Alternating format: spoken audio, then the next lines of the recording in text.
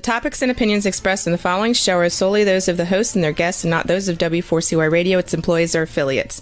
We make no recommendations or endorsements for radio show programs, services, or products mentioned on air or on our web. No liability, explicit or implied, shall be extended to W4CY Radio or its employees or affiliates. Any questions or comments should be directed to those show hosts. Thank you for choosing W4CY Radio.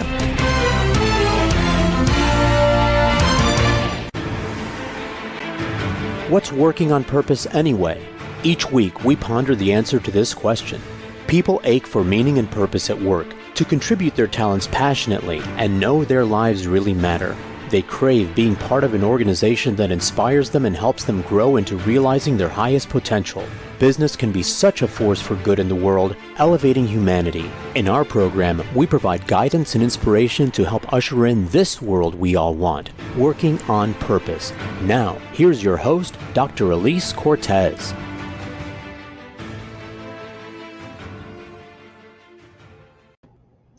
Welcome back to the Working on Purpose program. Thanks for tuning in again this week. Great to have you. I'm your host, Dr. Alise Cortez, joining you live from Dallas, which is home base for me.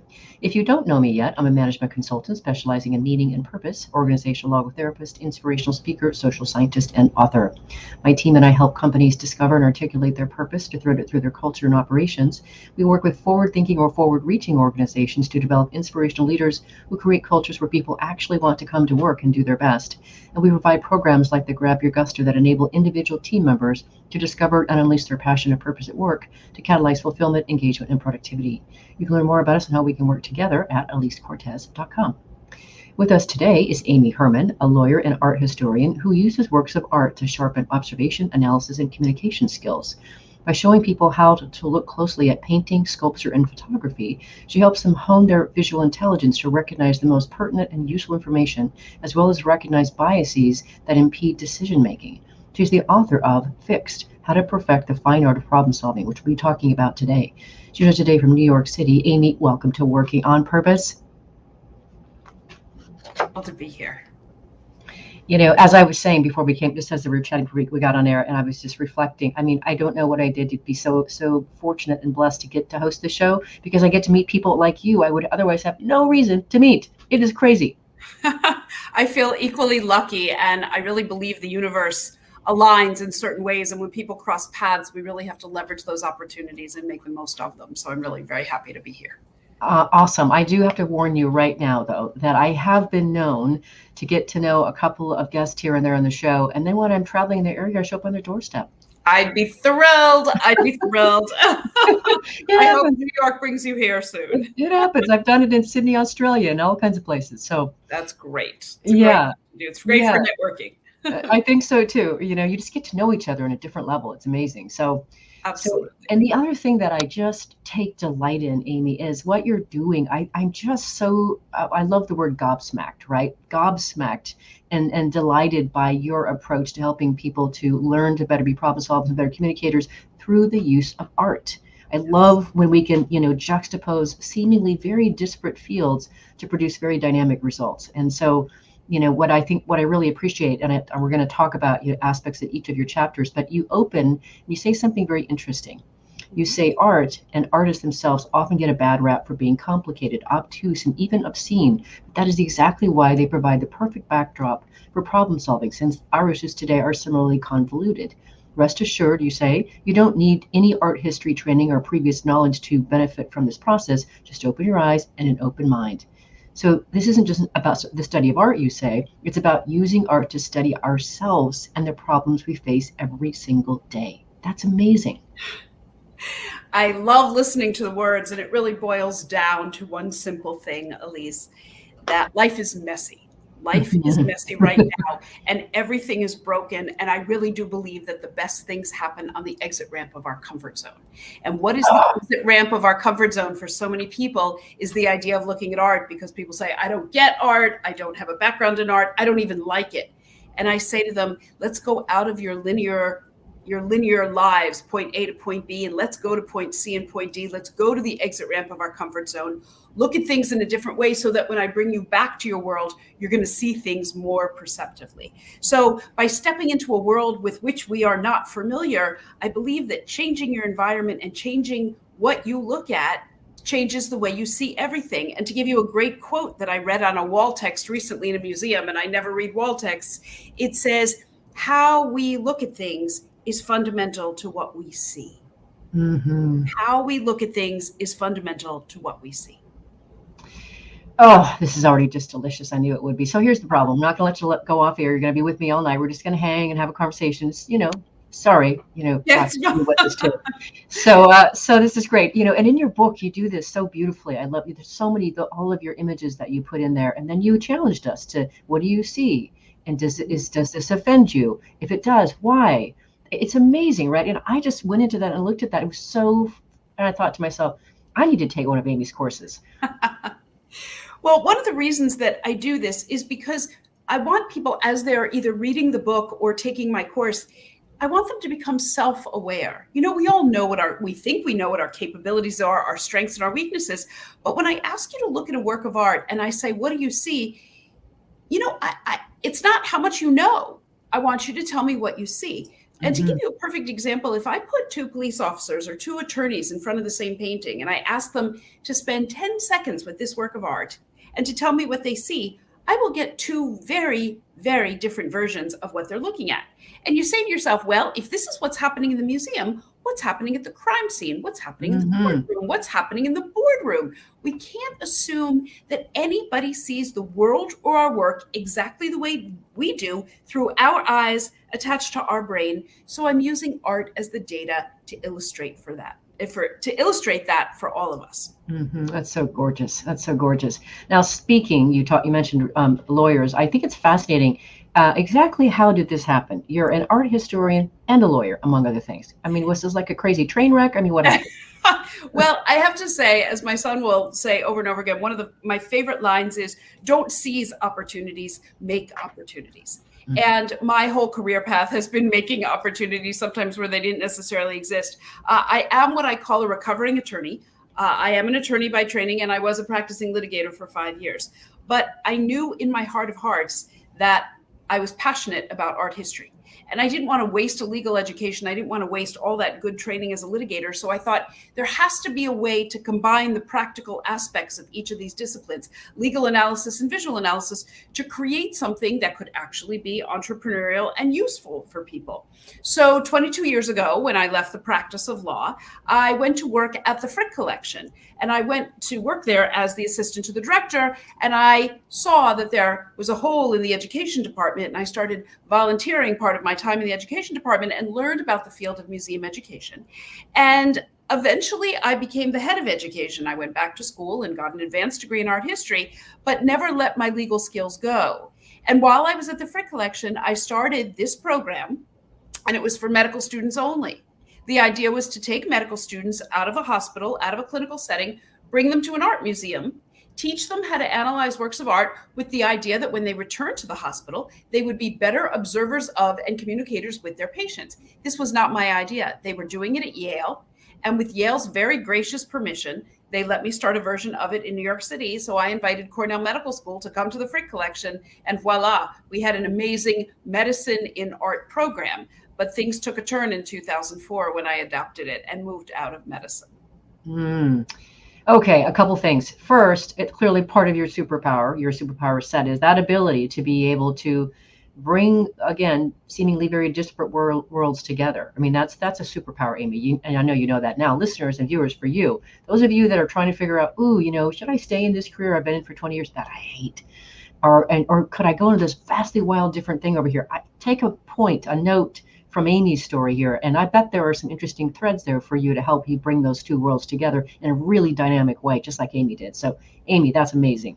It is. What you say is absolutely true. I knew that my aha moment was that art history moved me, but I had to make the move from something that was so passionate to making a practical, fulfilling career that could also contribute something to the greater good.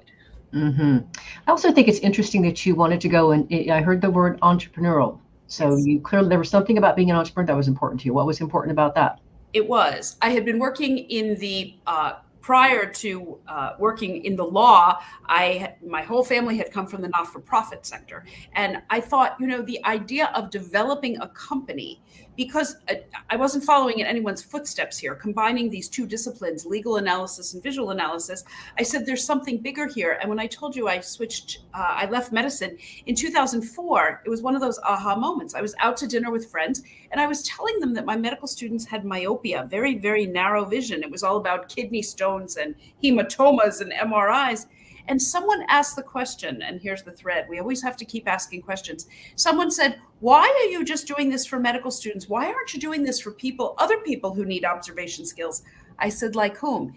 My friend said, like cops. Why aren't you doing this for homicide detectives? And I thought, I don't know. Why am I not? So Monday morning, I picked up the phone and made a cold call to my local police department, the NYPD. And it took 7 transfers for me to get to the right person who heard what I was saying. And 6 months later, every newly promoted captain in the NYPD had to come to my museum for this training. I just got several layers of goosebumps on that story. Amy, thank you very much. That was worth the price of admission. That's brilliant. So brilliant, and so really quick, and I guess that's so much I want to extract out of your book. This whole thing about, for me, the journey of being an entrepreneur, it's about realizing my potential. For me, that's what it is I wanted to, navigate through that process of creating something that's mine. It's my IP, my programs and consulting that are from my creation, but then scaling it and bringing it into a business. To me, that's, I don't know, there's something about that is like, I want to do that. That's what I needed to do in my lifetime. It's the perfect illustration of the growth mindset. You say, I'm Yes. good, I love what I do, but I need to be better. And I had really a formative moment, a critical juncture. I had invited the FBI to come to the Frick Collection for this training because the collaboration with the NYPD hit the front page of the Wall Street Journal and my world exploded. Wow. So a group from the FBI came to the Frick Collection. And I remember when we left, the special agent in charge says, what do I owe you? And I said, oh no, it's my honor to have you come to the Frick Collection. And this goes back to your entrepreneurial question. And he put some cash in my hand and he said to me, don't give this away for free. Mm-hmm. This is valuable. Don't give it away. And I thought to myself, we could be on to something. This could help people. I could develop in this growth mindset, get better and better, and use art and develop this to be something bigger and better than its initial iteration. And that's what it has grown into. And I don't want to minimize the role that the Wall Street Journal played when they profiled my collaboration with the NYPD. It was on the front page above the fold of the Wall Street Journal, and companies read it all over the world. And they said, hey, if she's teaching the New York City Police Department how to, enhance their observation skills, maybe she can do it for my company as well. And my world exploded then. I think it's just brilliant. It's so inspiring. And you do share that example of being paid like that in your book, which is just gorgeous. So thank you. You're welcome. Okay, so let's get into your book a little. What I want to do is I want to take a piece from all of your chapters, maybe not all of them, so that the listeners and viewers have an idea of just what's in store for them. And this will be teaching for them, of course, in this conversation. So starting in your Clean Your Lenses chapter, you say, when we are engaged in a constant study of the self, we are better able to diffuse difficult situations and manage difficult people. The better we know our own biases and behaviors, the more effective we'll be at problem solving, crisis averting, and leading others to their greatest potential. Sounds amazing.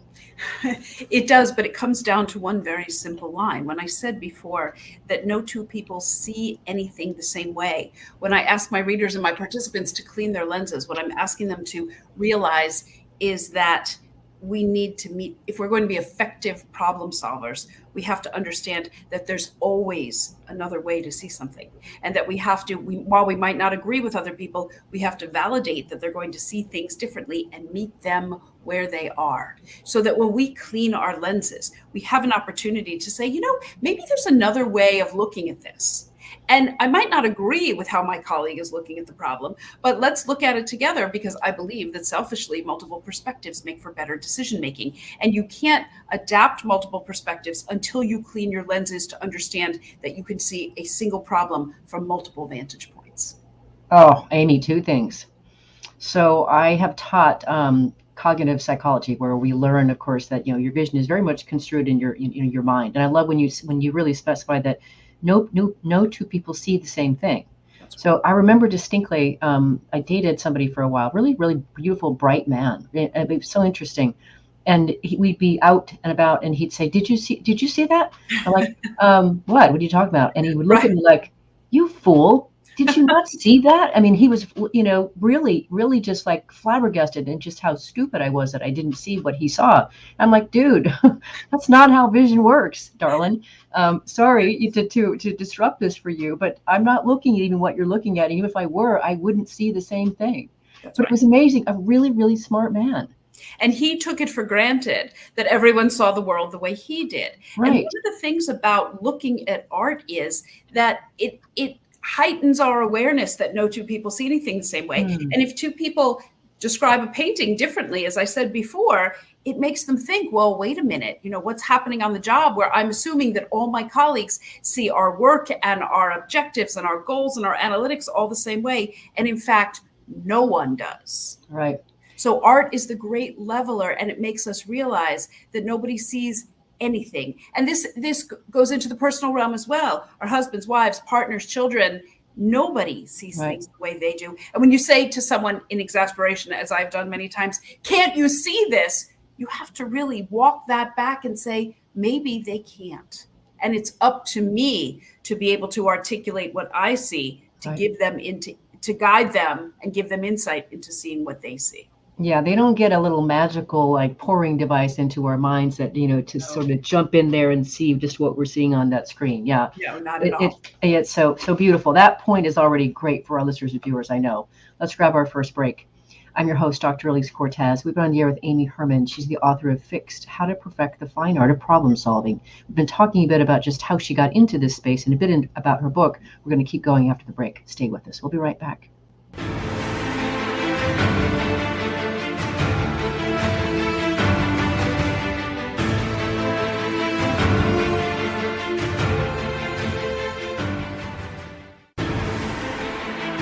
Dr. Alise Cortez is a management consultant specializing in meaning and purpose, an inspirational speaker and author. She helps companies visioneer for greater purpose among stakeholders and develop purpose-inspired leadership and meaning-infused cultures that elevate fulfillment, performance, and commitment within the workforce. To learn more or to invite Alise to speak to your organization, please visit her at alisecortez.com. Let's talk about how to get your employees working on purpose.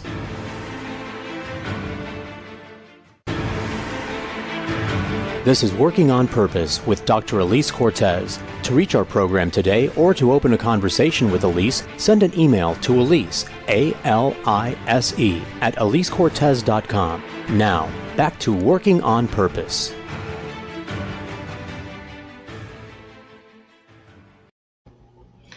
Thanks for staying with us. Welcome back. Before we get back to the program, let me just share with you and invite you to check out the book that I put out in November of 2020. It's called Purpose Ignited, How Inspiring Leaders Ignite Passion and Elevate Cause. It's on Amazon. And I really wrote that book to awaken readers to their passion and their purpose and transform them into inspirational leaders to help create places where people actually want to come to work and do their best. And it's also what I use as the content for my leadership programs. So if you're just coming back to the program, my guest today is Amy Herman. She's the president of The Art of Perception and the author of Fixed, How to Perfect the Fine Art of Problem Solving. I'm your host, Dr. Alise Cortez. So if we keep going here, I got to tell you, this next chapter, just the way you open it, I probably will never forget it, Amy. I probably will never forget the Change Your Shoes chapter. No.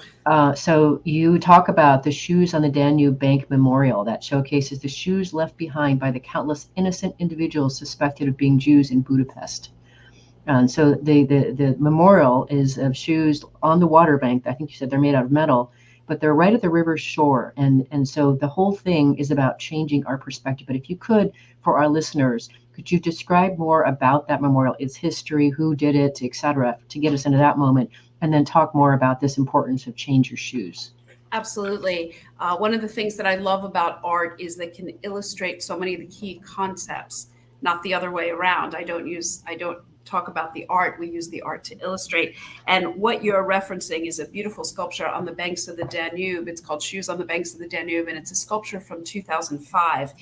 And the memorial is to recognize and memorialize all the people that were killed on the banks of the Danube by the Arrow Cross militia, which was a Nazi-aligned party put into power by Hitler in 1944. And what the Arrow Cross militia did is they rounded up people, mostly Jews, brought them to the edges of the river, and they made them take their shoes off. And then they took those shoelaces. It was particularly brutal and a very ugly part of history. They tied the victims together with their shoelaces and shot one, and they all fell into the river. And what the artist Can Togi and the sculptor Jula Power wanted to do was to not only memorialize this horrific event of World War II, but humanize it. And by using shoes, it's pairs and pairs and pairs of shoes, all made of bronze and metal. And what's so humanizing is we all wear shoes every single day. Even during pandemic at home, we wear slippers, we wear sneakers. And the idea when you come up on these shoes at the actual memorial, people look, well, isn't that strange? Whose shoes are they? Why were they left here? And then you realize they're made of metal and that they are, in fact, a memorial. And what is so humanizing and devastating is because everybody can relate to shoes. And so in this chapter, I ask my readers to change their shoes because it's what an artist has to do to undertake creating a work of art and what we have to do to solve a problem. Choosing and executing perspective, both literally as an artist and figuratively as a problem solver in business, we have to think about things symbolically and structurally and thematically and logistically and tactically. And these are integral parts of problem solving. So I chose that memorial because it is so horrific, it is so human, and it literally asks us to change our shoes and think about the perspective of other people as we approach the idea of problem solving. Oh my gosh, it's so powerful, Amy. It's just such a powerful way to illustrate something. I mean, I'm never going to forget it. Now, while we're in that camp, literally, I want to talk about this just briefly. You said something in your book that I didn't know. I don't know a lot about the history of around Hitler, for example, but you said something like, I think he aspired to be an artist or something, yes. You said, and that he was blatantly rejected. And I think you even said something like, gosh, what would have happened maybe if somebody had been a little kind to him along the way? Maybe the course of history would be entirely different. Yes. This is a point that came up in the context of my book, and we were talking about looking at things from a different perspective. And I was talking to a prospective college student, and the assignment for the college essay was, if you could change one event in the 20th century, what would it be? One event in history in the 20th century. And most people, they point to World War II, they point to the Holocaust, some people talk about Vietnam, the Titanic, all the major historical events. But this young man that I know decided to take a different perspective, which is why I wrote about it in the book. And he looked at Hitler. And people have said, well, if Hitler were never born. But this is what he discovered, that as you said, Hitler did, in fact, want to be an artist, but he was rejected from art school not once, but twice. And after his rejection from art school, his feelings of insecurity and anger led him to Germany and committed the atrocities that he did. And what this young man wrote about was, if I could change one event, I would admit Hitler to art school. Mm-hmm. And if Hitler had, in fact, been admitted to art school, how would the whole world have been different? He wouldn't have had the rejection and the anger and take it out in such a way, in such a vengeful, destructive way, that had he actually become an artist, whether successful or not, could have really changed the whole course of history. And what I loved about that analysis is it's getting on the other side of an issue, not just thinking about what an atrocious man Hitler was and what if he had never been born, but how could we have changed the course of history in a different way? And I want that to be directly applicable to how we solve problems. How can we get to the other side of the issue and not just jump on the obvious answer, but let's look for another one that actually might be more sustainable. That is so powerful, Amy. This is so good. So welcome. Thank you. Okay, so now in your defining the project chapter, you talk about in problem solving, when we rush to find a solution, so kind of getting into what you're talking about, when we rush to find a solution, the result can end up not fitting because we didn't first measure the problem accurately. So you're talking about that already in the example you just gave. That's right. But the idea of defining a project And this is the example that I use because it's really one of the simplest ones that with which we can all identify. Have we ever been called into a meeting? Everyone is sitting around the conference room table, and the person in charge, the head of the department, the CEO says, okay, we need to address this problem. It's cutting into profits, it's cutting into morale, and this is what we're going to do. Without taking the opportunity to go around the table and ask each person what he or she perceives the problem to be. Because it goes back to the original statement that we made, that no two people see anything the same way. And if each of us has an opportunity to articulate the problem, the solution will be that much more tailored and that much more readily available than if we all just dive in and try to solve something when we haven't defined the problem in the first place. And yes, it takes time and it takes effort and discussion, but just think, after coming to some kind of consensus with 10 people around the table about what the common problem is, how much better it's going to be to approach a solution when we're all on the same page.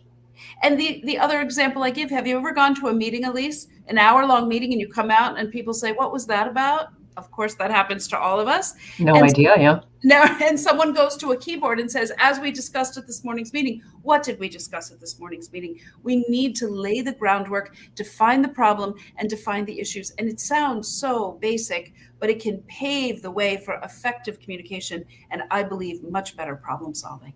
Mm-hmm. I agree. Now, then you go on, and it's just where when we start really getting into your material and your world, it gets you can just really see the value of that. Then you go on and you say, really study a situation.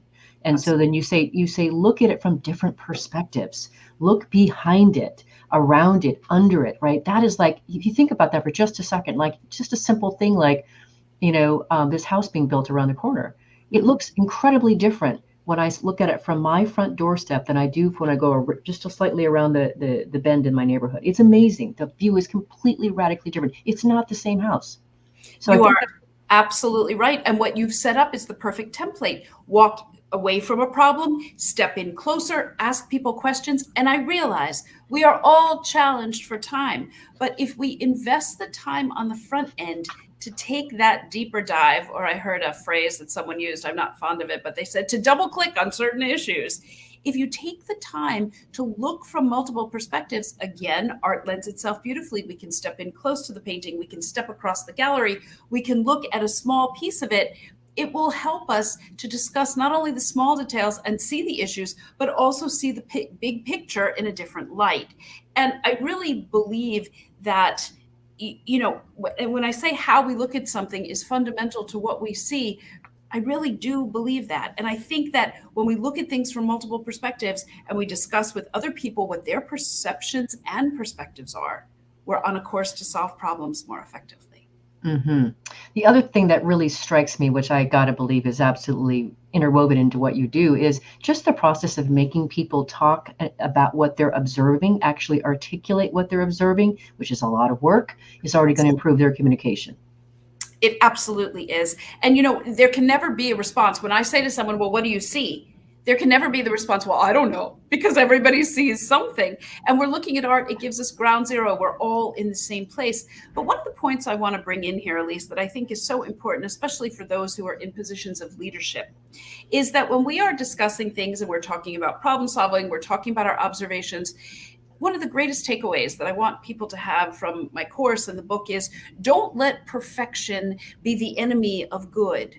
Sometimes we can't be perfect, and good has to be good enough. There are problems that we need to put a Band-Aid on them and staunch the bleeding and move on. And if we can't solve the overarching crisis, well, sometimes that has to be okay. And it takes a brave person and a visionary leader to say, you know what? We're going to solve this problem today, and we're going to move on to things that really need our attention. So when we're looking at problems from multiple perspectives and articulating what we see, try not to let perfection be the enemy of good. Mm-hmm. Amen. Absolutely. Amen. Move things along. I couldn't agree more. I love quality. I really love quality. And at the same time, ongoing effort and contribution and impact really go a long way. So I'm completely with you on that. Great. Okay. It really does go a long way, but sometimes we have to articulate it. We have to say it out loud. Yes. And make it safe for people. Make it okay for people. Make it okay for people. Absolutely. And not only do you make it okay for yourself to say, I'm going to move on, you also give people permission to say, you know what, I'm going to stop here. This is the best I can do. And I have to move on to something else. Oh, well, and I know that's how you got this one, at least one of your books that you talk about that. You're like, if it were up to me and I didn't have a deadline, which we're going to talk about as well, you would have had another, I don't know, 100 or 200 pages in your book, right? And who needs 100 more pages in a book? Right. And I understand that my publisher, she said the same thing to me. She goes, Alise, people actually don't want to read all that stuff. Come on, stop. So anyway, I just appreciate that. But let's cover this next piece here, the bite-sized pieces chapter. This is fascinating as well for someone like me. And I think a lot of listeners and viewers will really, really relate to this. But you say that when we're problem solving, it can seem like we're up against the impossible, staring down a gigantic blank canvas or a field full of thousands of ruined fragments. It's then that we realize that picking up the pieces after an explosion maybe wasn't the hardest part. It's how to not sink beneath the waves of overwhelm. The waves of overwhelm threaten to drown all of us. And at the risk of giving too personal example, Alise, I'm going to share this with you and your listeners, because if they haven't walked that walk themselves, they certainly walk that walk with other people. I am a very grateful cancer survivor. I am exceedingly grateful every single day. But I will tell you, in all candor, getting a diagnosis like I did was daunting. Mm-hmm. And the doctor told me what it was going to entail. And my first response was, well, I don't have time for that. And she looked at me with a sly smile and she said, well, you're going to make the time, because if you don't make the time, you're not going to be here in 6 months to talk about it. So the reason I bring that to the discussion is because when I got my diagnosis, she told me very matter-of-factly that I was going to have 16 sessions of chemotherapy. I was going to have a minimum of 3 surgeries. I was going to lose all my hair, and the year was going to be terrible. And then she said, any questions? And I left there thinking, that is just looming in my future. And how does one begin to digest it? And the way I did it, and I dare say successfully, had some, everyone has bad days, but I broke that diagnosis, my prognosis, and the treatment into bite-sized pieces. Instead of thinking, I have 16 sessions of chemotherapy over the next few months, how am I going to deal with that? 1 week at a time. And every Friday, it was 1 session closer to the end. I got through. I lived to tell about it. You know what? Celebrate those small milestones. Woohoo! We got through 1 more round of chemo. We're 1 more closer to the end, and look where I am. And by breaking it into bite-sized pieces and not thinking about 3 months down the road, I knew I was going to get there 1 week at a time. And I have used that as a template instead of having a looming deadline. I spoke with someone today who was working on her dissertation. And I said to her, instead of thinking about your dissertation deadline at the end of May, 1 week, write 10 pages, the next week, edit it, and the next week, write 10 more pages. And at the end of every portion, celebrate, look what you got done. And we all need to do that, whether it is parenthood or a work assignment or a long-term project or a short-term project. Break it into bite-sized pieces, celebrate the milestone, and before you know it, you will have met your deadline. Brilliant, Amy. Absolutely brilliant. I was going to talk to you about your cancer, and I do have another question about that, but let's grab our last break here. I'm your host, Dr. Alise Cortez. We've been on the air with Amy Herman, the author of Fixed, How to Perfect the Fine Art of Problem Solving. We've been talking about some of the chapters in her book. After the break, I'm going to have her finish a couple more pieces about the chapters, and I want to delve just a little bit more into that cancer experience. Stay with us. We'll be right back.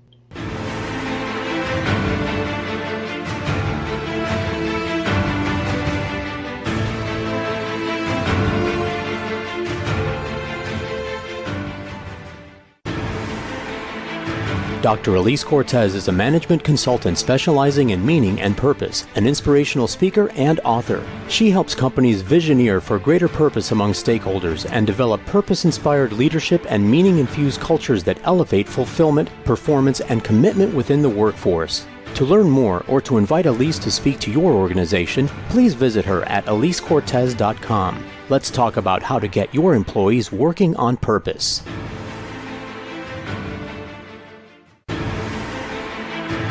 This is Working on Purpose with Dr. Alise Cortez. To reach our program today or to open a conversation with Alise, send an email to Alise, A-L-I-S-E, at alisecortez.com. Now, back to Working on Purpose.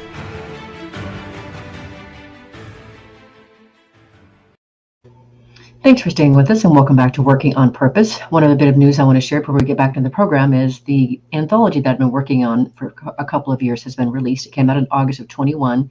It's a collection of 25 stories from women across the globe who I recruited to share their very intimate stories of how they've discovered their purpose and are now serving from it. And I'm so proud of this. I'm actually more proud of this particular book than I am my first own book.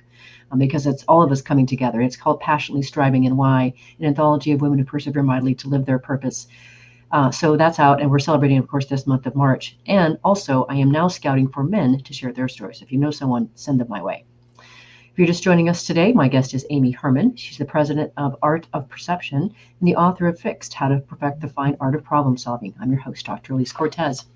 So that little bit about cancer you were talking about before, I definitely wanted to hear more about that. You talk about it in your book.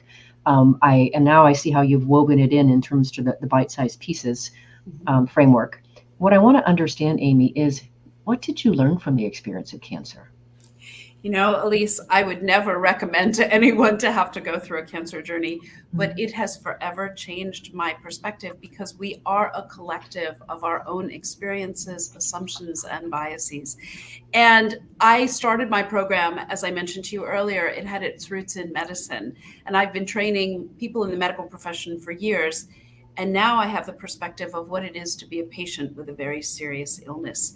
And not only has it given me a new perspective on the doctor-patient and nurse-patient relationship and enabled me to train them from or work with them in a very, very different, from a different place to help them solve their problems.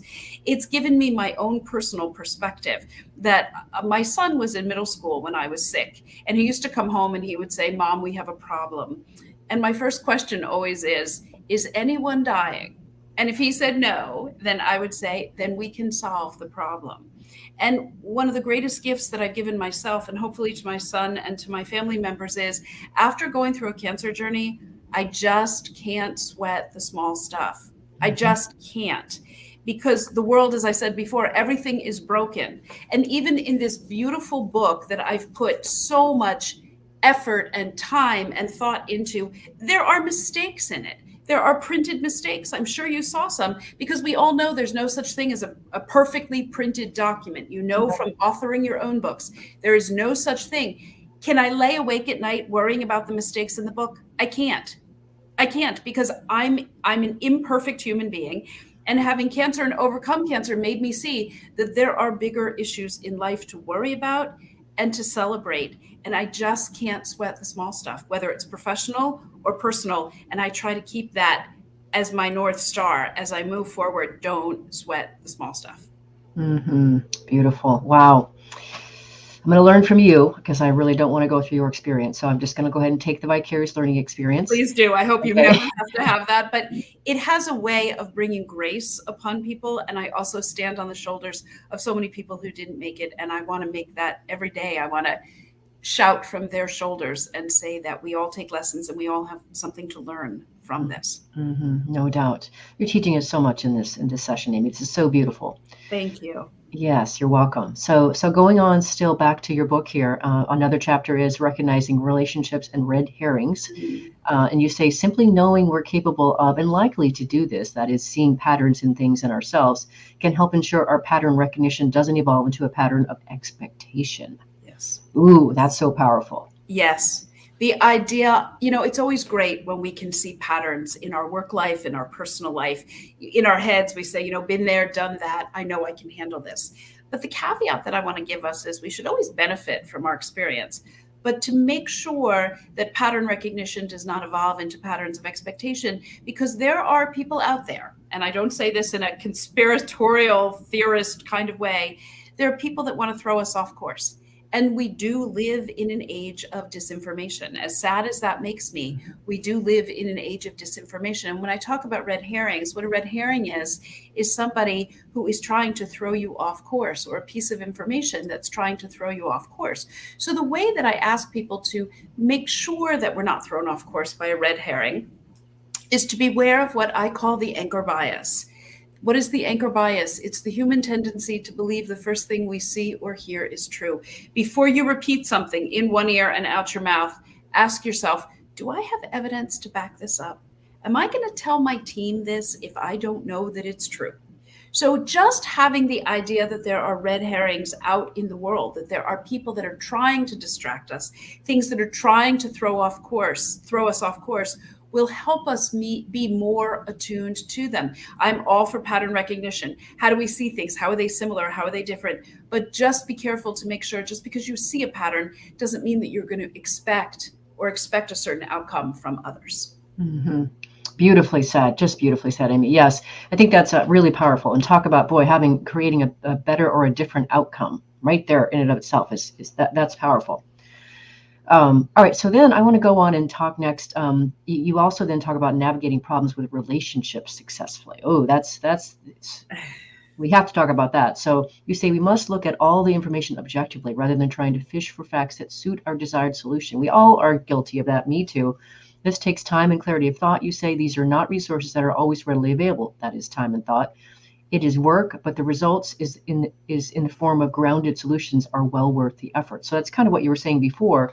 But I think especially, as you say, we are in the time of disinformation. We are. And so, doing ourselves the service of being able to ferret that and triangulate that, if you will, and really judge that information and certainly what it means to our relationships seems to me extremely critical to develop that capacity stat.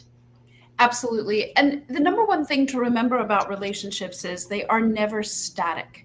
Relationships are never static. Our personal relationships, our professional relationships are constantly moving and changing for the mere reason, the very simple reason, that we're all human. And when someone comes to work, you know that before that person has come to the conference room to meet with you, a child has thrown up, a mother-in-law has been sick, a doctor has to go to the vet, and that all has a profound impact on that person's ability to do their job, to do his or her job. And so the reason I bring that up is because when we are managing our relationships, we have to broaden our view and not say, well, Sarah works with me gathering data. We have to broaden the view and say, Sarah's going through a painful divorce right now, and I'm not going to demand voluminous amounts of data by yesterday. We have to understand that we can manage our relationships by broadening our vision of what those relationships really entail. And to know that Sarah is absolutely excellent at gathering data, but being aware of what's happening in Sarah's personal life is not only going to enhance our relationship, we're going to be very realistic about what we can expect from her and shift some of those expectations and maybe ask someone else for some of that data. So when I talk about managing relationships, like so many of the concepts in the book, I'm asking to broaden our vision instead of narrowing our vision, managing the relationships with a broader lens so we can adjust our expectations accordingly. Mm-hmm. Beautiful. Absolutely beautiful. So much in that. Okay, so we talked about this just before we came on air, but probably I have to say, as I told you, that whole chapter that you where you talk about the shoes is change your shoes. That's so incredible. But the deadline chapter is really where it's at for me, right? As we were speaking about as before we got on air. So, neither one of us would have a book out if we didn't understand how to work with deadlines. Absolutely. Right. But you say by shifting our perspective on deadlines, we can harness their benefits. Not only can they lead to discovery of the unexpected and possibly better, but deadlines can also help alleviate the stress of not having too much time to second guess yourself. Wow. They can also breed confidence since they give us goals that we can meet and even exceed. Deadlines don't have to be a bear unless you plan for them to be. That's exactly right. That's exactly right. And when I was talking before, what I was referencing before about breaking things into bite-sized pieces, I just wanted to throw one anecdote in there. Leonardo da Vinci, it's apparently in art history, it's sort of this folklore that Leonardo da Vinci carried the Mona Lisa around with him everywhere, and was constantly revising. And then he died. So the painting was then finished. If Leonardo da Vinci had had a deadline, what would the Mona Lisa look like? We have to think about deadlines as fostering an opportunity to be creative. It's a problem that we have to solve. This is what I have to get done, and this is the date by which I have to do it. Let's break it into those bite-sized pieces, and let's try to be creative by getting to that deadline in the best possible fashion. We all have deadlines. Every single day we have to meet them, we have to get there.